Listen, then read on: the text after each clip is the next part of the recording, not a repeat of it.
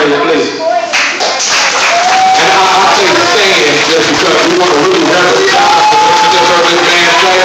And if we've been churches going on for 10 years, and all that stuff been going on, not to knock anybody that was there before this ministry came there, but we need to look at the fact that once you get in there and you start stirring things up and you're doing it like nobody's ever done before, the devil is scared. So what he wants to do is try to scare us, so that we won't worship God like he's really worthy of him worship. How do you know that's true? If you know that to be true, then tell the devil you're going to step on his head and begin to praise God like you lose your mind here right now. It's about to get real noisy here right now. It's about to get real noisy here. Because when we do ministry, it gets loud. A lot of people, you see a lot of people, they want you to entertain them. But see, we come against that because that's the devil thing. We want to have you so caught up in being entertained that you're not thinking about that our big job will come here. And if you want to talk about entertainment, let's entertain God. Because we're here to worship. Everything we sing, we should be worshiping God.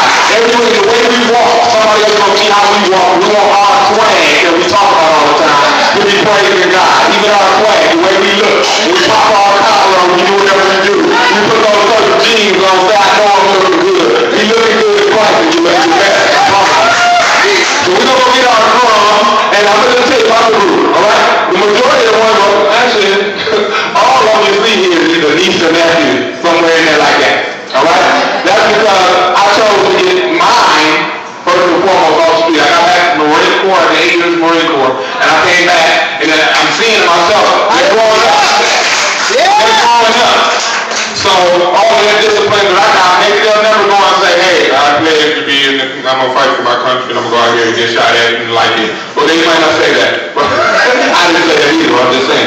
But what I'm saying is, they have a job, they have a responsibility. If we don't teach them while they're early, what happens is then they get 15, and then a lot of people come to me like they do now, and they want me to change in 15 minutes. Well, they didn't change in 15 years. You know, when they're 15 or 16, they take the time to say, I don't want to do this, or I want to do that, and it may or may not be what you as a parent want them to do. That's why we have to have the bigger influence than what the television is telling our children.